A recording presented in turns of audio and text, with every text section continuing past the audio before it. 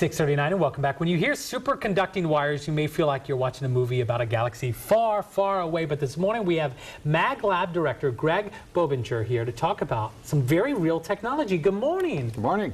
You guys do some impressive work out there at the MagLab. Thank you. First of all, tell us a little bit about exactly what the MagLab is, because sometimes people may hear MagLab and they think of a large refrigerator and magnets. Right, that's right, But that's right. It's a little bit more complex than that. That's right.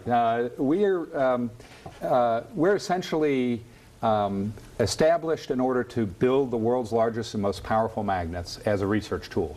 So just like a powerful laser or the atom smasher that's over in Switzerland is used for scientific research, our magnets get so big and so expensive that they need to be in a centralized facility, and that is here in Tallahassee. And researchers from all over the world, literally all over the world, Yes. coming here to Tallahassee. More than 1,000 a year. And this has given them the opportunity to really make some major breakthroughs in research in so many different industries. That's right. That's right. All right, you got a lot of props up here. Kind of walk us through kind of what we got up That's here. right. I'm going to need a lesson. We don't have a lot of time, but you probably in school at some point wrapped a wire around a nail and you put electrical current through that wire and that generated a magnetic field.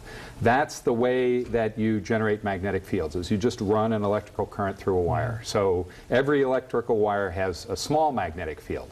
You make a coil, you get a bigger magnetic field, and what we do is we either make our coils out of incredibly strong and powerful superconductors.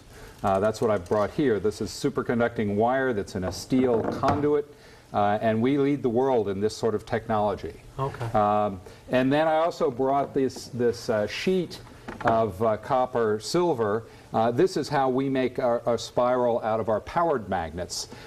We layer them up and then we make the electrical current go in a spiral like that. When these magnets are turned on, we use about 7% the power of the city of Tallahassee. Wow. Now, when you're talking about these superconduction wires, what do you use them for? Why are these important for the scientific community out there? So you can, with superconducting wires, you have to keep them cold, but when they're cold, they will conduct electricity forever without any power bill. Wow. There's no friction at all.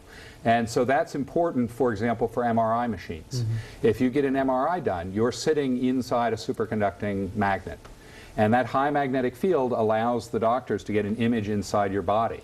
And you're too young to know this, but I'm old enough to remember exploratory surgery where if you had a pain in your gut, there was no way for them to see what's inside you.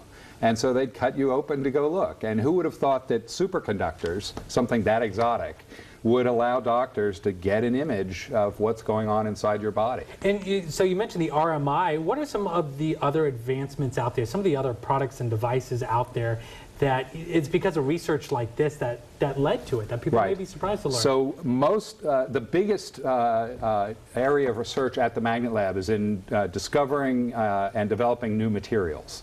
And you cannot make any new technology without new materials. And so I took off my cell phone. I was reaching for my cell phone.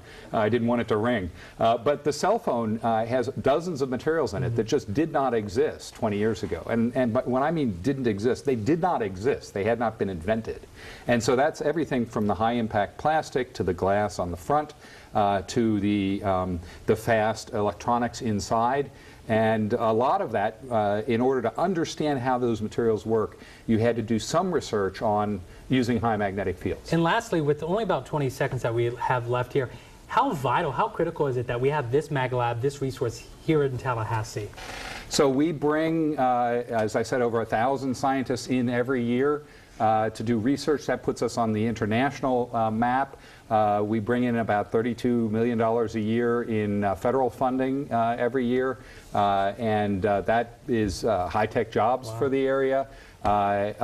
From the scientists who get a lot of the publicity, but the technicians and the machinists, and so we're a vital part of the local economy. And do a lot of great work out there. Greg Boebinger, thank you very much joining us from the FSU Magnetic Lab. Thank you very much. Great work. You can find more information about this week's Tech Smart segment up on our Sunrise section. We'll get it posted there for you, WTXL.tv. Thank you very much. Thank you. My pleasure.